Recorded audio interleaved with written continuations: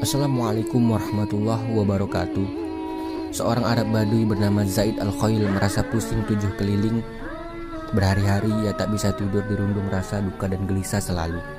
Dari pedalaman padang pasir, ia pun mengacu onta kesayangannya menuju Masjid Nabawi di Madinah.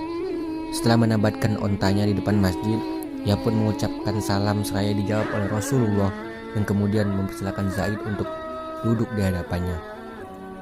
"Begini ya Rasulullah," Said pun membuka percakapan. "Selama beberapa hari ini saya telah membuat onta saya merasa kelelahan dan kotor sekali. Saya berpuasa di siang hari dan bermunajat di malam hari, sampai kemudian memutuskan berjumpa dengan Rasul untuk menanyakan 2 persoalan yang selama ini menyelimuti benak saya." Setelah menyimak apa yang dikeluhkan itu, Rasul pun menanyakan siapa namanya. Kemudian dijawab oleh pemuda itu. "Zaid Al-Khail," jawab pemuda itu, yang berarti Zaid si pecinta onta. "Lalu 2 persoalan apa yang ingin kamu tanyakan?" "Saya ingin bertanya mengenai tanda-tanda orang yang dicintai Allah, dan yang satu lagi mengenai tanda-tanda orang yang dimurkai olehnya." Rasulullah tersenyum mendengar pertanyaan yang cukup cerdas meluncur dari mulut seorang Arab Baduy. Kemudian beliau memanggil pemuda itu dengan sebutan Zaid Al-Khair, yang artinya si pecinta kebaikan. Dengan mata berkaca-kaca dan raut muka yang ceria, pemuda itu kemudian menjawab, "Memang akhir-akhir ini saya mencintai amal kebaikan ya Rasulullah. Saya juga senang melihat orang lain melakukan kebaikan. Akhir-akhir ini saya senang sekali menyebarluaskan kebaikan, dan saya yakin akan balasan dari Allah terhadap orang-orang yang menyebarluaskan kebaikan." Rasul membiarkan pemuda itu menyampaikan pendapatnya secara panjang lebar, karena apa-apa yang mengganjal di hatinya selama ini serta ingin dipertanyakan kepada Rasul sebenarnya dia sendiri sudah menemukan jawabannya. Sampai akhirnya Zaid pun mengatakan, "Ya Rasul, bahkan jika ada kesempatan untuk melakukan kebaikan tetapi saya luput melakukannya, saya menyesal apabila tidak ikut terlibat untuk menyampaikan pesan-pesan kebaikan itu." Itulah tanda-tanda orang yang dicintai Allah, kata Rasul dengan lembut. "Jika Allah murka kepadamu, kamu akan melakukan yang sebaliknya dari apa-apa yang kau ucapkan itu. Dan jika Allah tidak mempedulikan kamu, boleh jadi kamu akan jatuh ke jurang bersama onta yang kamu sayangi itu."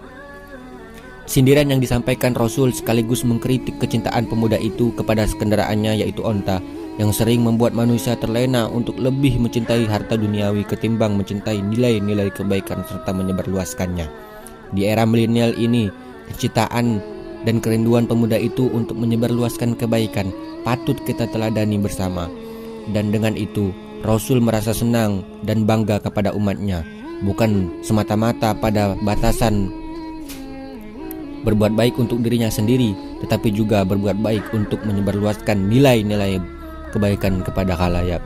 Itulah yang dimaksud dengan syiar atau dakwah, yang harus disampaikan dengan bijak dan santun agar dapat mengena di hati publik.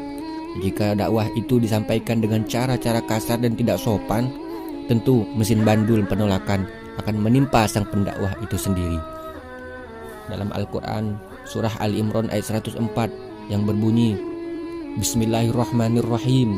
Wal takum minkum ummatu yad'una ilal khair wa ya'muruna bil ma'ruf wa yanhauna 'anil munkar wa ulaika humul muflihun."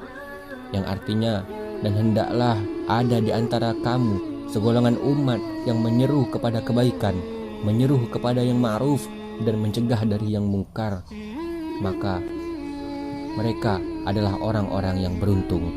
Ali Imran ayat 104. Kiranya kita yang hidup di era milenial ini sangat patut mengambil hikmah dan pelajaran dari kisah-kisah inspiratif semacam ini. Rasulullah bersabda, "Man dalla ala khairin falahu mithlu ajri fa'ilihi." Rawahu Muslim. Barang siapa yang menunjukkan suatu kebaikan, maka baginya pahala seperti orang yang melaksanakannya. Hadis riwayat Muslim. Pesan Rasulullah itu mengisyaratkan umatnya bahwa tugas utama manusia adalah berbuat baik, mengajak kebaikan dan mencegah kemungkaran. Kita disuruh untuk mencegah kemungkaran dengan jalan yang terbaik. Perkara orang yang disuruh itu akan sadar hari ini, esok lusa, atau tahun depan, itu bukan urusan keputusan kita, melainkan urusan hidayah Allah.